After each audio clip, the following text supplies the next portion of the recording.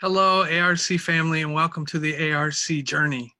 I just want to share with you some things that I've learned and gathered from the next conference that I have attended. We advertised that in the Compass last week and let you know about it. But there was something that Chad Fisher said midway through the day or later in the day and seemed to frame everything together for me. So I want to start there. He read from Psalm 37. I want to read to you from Psalm 37, beginning with verse 3 and going to about mid verse 7. It says, "Trust in the Lord and do good, dwell in the land and cultivate faithfulness. Delight yourself in the Lord, and he will give you the desires of your heart. Commit your way to the Lord. Trust also in him, and he will do it. He will bring forth your righteousness as the light and your judgment as the new day. Rest in the Lord and wait patiently for him." What does it mean in verse 2? When he says, dwell or live in the land and cultivate faithfulness. It is not cultivating crops. It's not cultivating wealth. It's not cultivating a personal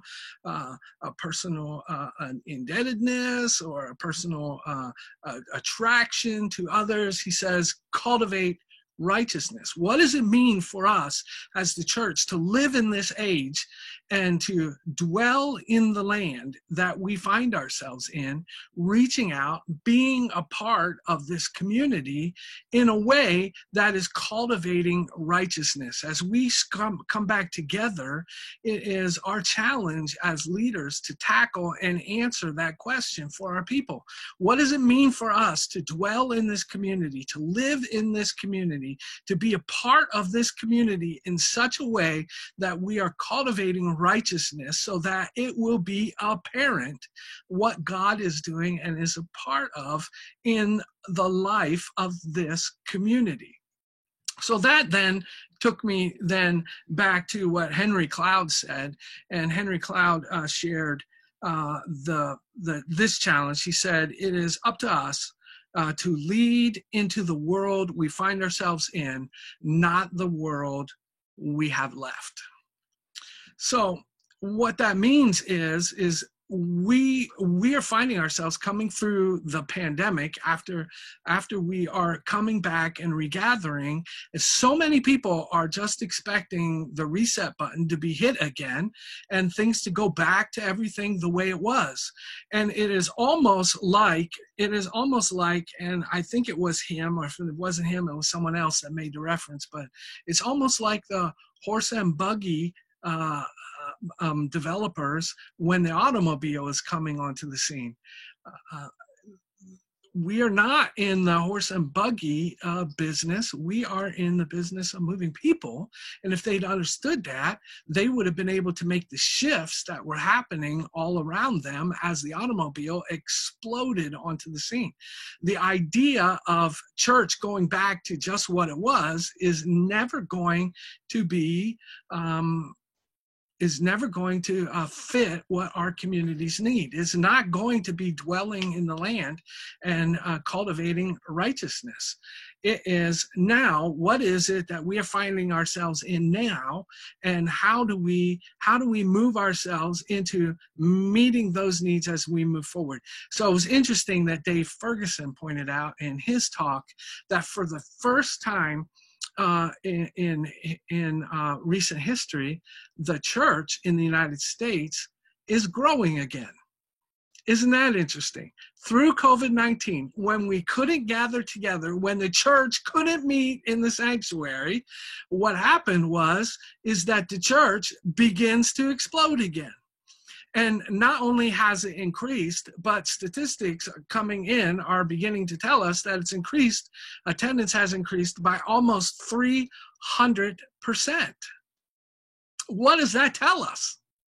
What does that say? What does that say about dwelling in the land and cultivating righteousness? What does that say about what we do and how we are doing worship and trying to make disciples in this current day and age? some of the things that we have left behind have forced us into a new day and age, and we are not going to be effective if we go back. These things have got to carry on with us. So Dave Ferguson pointed out that there are 3 things that are happening now that we need to continue to do. So online worship has got to be a part of a normal as we go forward, because we are seeing that it is reaching people's needs, because we see so many people who are being able to come and worship, or popping into your worship services during multiple different times of the day and night when it fits their schedule, because our schedules are so varied today. It is almost impossible to think that we are going to be able to say, here's our menu, here are the dates and times that we have worship. You pick and choose which one of those you want to come to. I have a feeling that if you were going to do that to meet the needs of your community or the people that you are reaching now, you are going to be doing worship services all the time. This is not what people are crying out for. And in fact, one of the things that we need to do is not necessarily focus on doing worship, but doing on reaching people. So the challenge is that online services are not going to go away. They need to become a part of our practice as we move into this wilderness. This is one of the things that we have got to learn how to do and do well and do better, is our electronic presence in the future. The second thing that we are seeing popping up is microgroups. Or these small groups that are gathering together. They're gathering to do worship, they're gathering in Zoom, they're gathering in small groups, they're family groups. The idea that our families are leading worship with their families, our families are the center of education again, our families are teaching, they're eating together. This is something that we need to help facilitate or help ensure becomes something that continues on. How do we help these micro groups to keep on going? These small groups where worship, encouragement, discipling each other is happening on a regular basis. It's not something that you as the pastor are doing. It is not something that becomes a part of the menu of your local church. It's just God's people, the church, taking on its responsibility for each other and for discipling. The third thing is rethinking and understanding what corporate worship is going to be moving forward. What is it that we are trying to accomplish? Who are we trying to reach? What is our message going to be?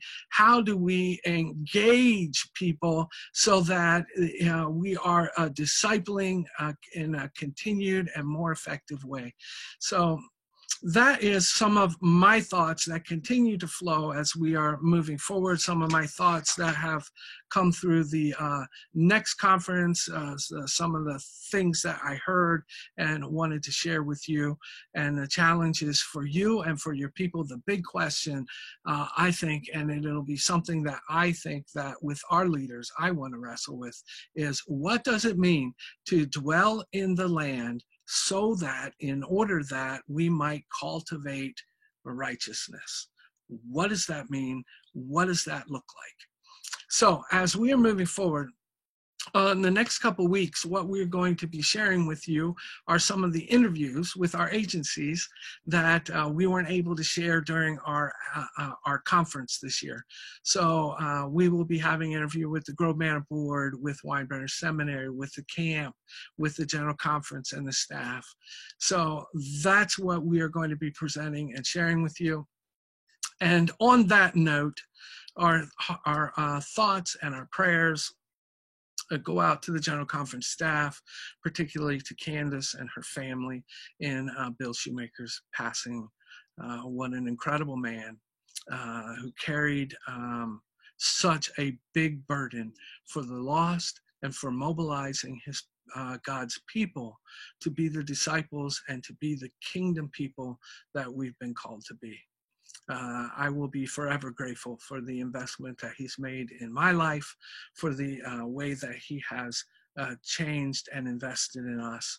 And so thank you, Bill, for all that you've done. Our thoughts are with you, Candace, and with the entire General Conference staff. And we lift you up and we are praying for you. That's it for this week. Continue to shine. Our prayers are with you as you are working to reopen and gather your people back together. Our identity is not in the building. We are the church. And this pandemic has helped to prove that. Let us not forget that and go back to what we have always done.